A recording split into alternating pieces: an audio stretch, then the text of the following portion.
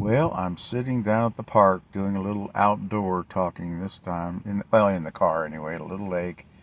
But I'm really coming into an interesting phase in life here, because all the things I've discussed, about the inside struggles, the DNA and the upbringing and all those kind of things.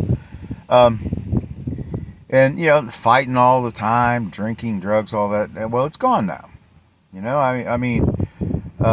I have switched gears. I'm 28 years old in life, and I have completely switched gears. I've gone from a adventuring sort of maniac kind of guy, chasing who knows what, who knows where, and now suddenly, I'm in a whole different situation.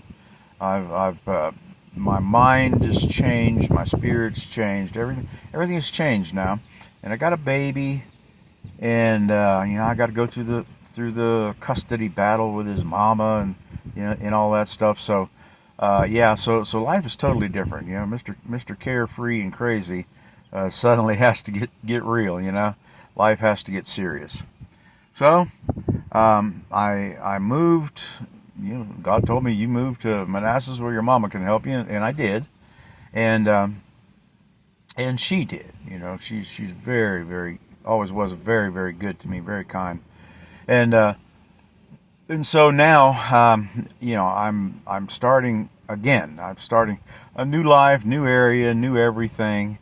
Gonna have to find a job. Got this divorce situation going on, and I think I'm bulletproof. I'm not worried. I'm just going along. Things seem to be working out okay. My mom had a lawyer lined up for me. I may have said that, but she had a lawyer lined up for me, and he warned me that it could be difficult. Because I took my son from Texas, and he said he said the laws are very, very hard on men. He told me the story about he had a custody battle between this man and woman. The woman was a prostitute, and the judge gave her custody because she had the ability to give the child their own bedroom. And so I thought, that's other people. God's going to help me. This is going to be good.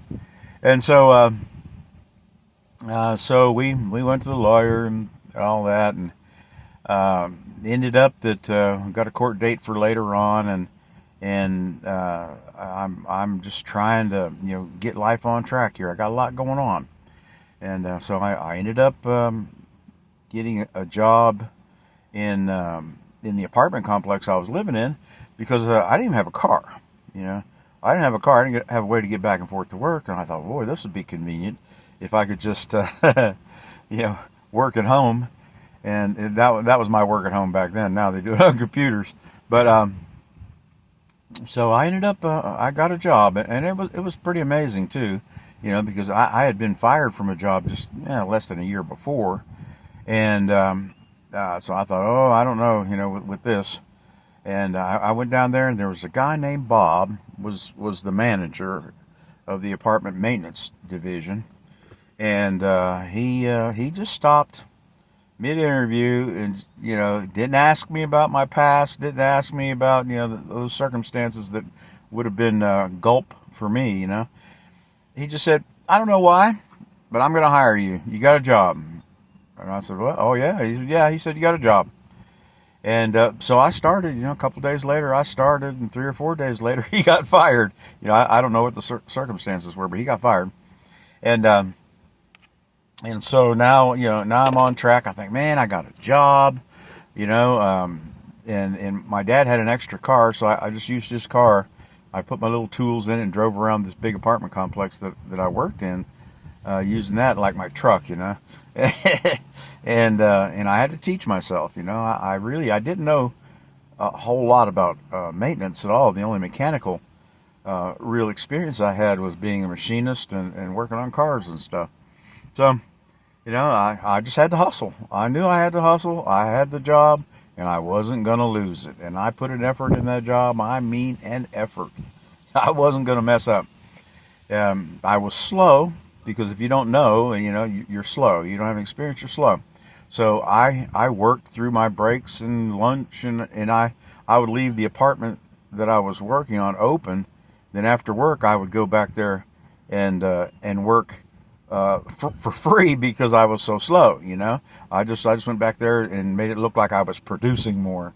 So crude but effective. It worked, and the job ended up being very, very beneficial to me for the rest of my life. It really was. It taught me how to fix things. It taught me, all manner of handy stuff for my personal life. From there on out, and I'm really thankful for it. And I started going to school nights for HVAC, and eventually did get a degree. So I switched over while I worked there at that apartment complex from being a maintenance man, fixing sinks and drywall and whatever else, to being HVAC technician, heating air conditioning guy. So it was it was a real boost in life there.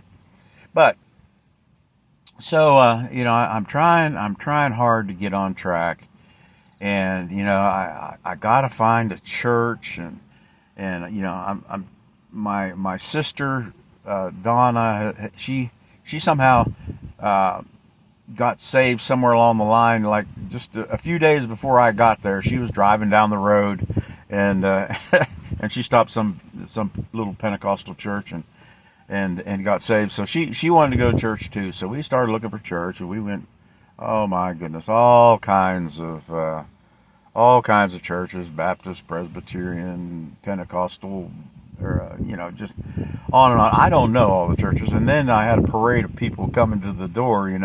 Now that I didn't know anything about anything, and nobody ever said anything for 28 years. Now everybody and their brother is convinced that I need to go their way. I thought, where y'all been? But it was a real process, and I dealt with Jehovah's Witnesses. I dealt with Mormons. I was really looking. I was really looking. I thought, well, there's got to be a place. And so my sister, who had just she had just gotten saved just a few days before, she had gone to what was it, the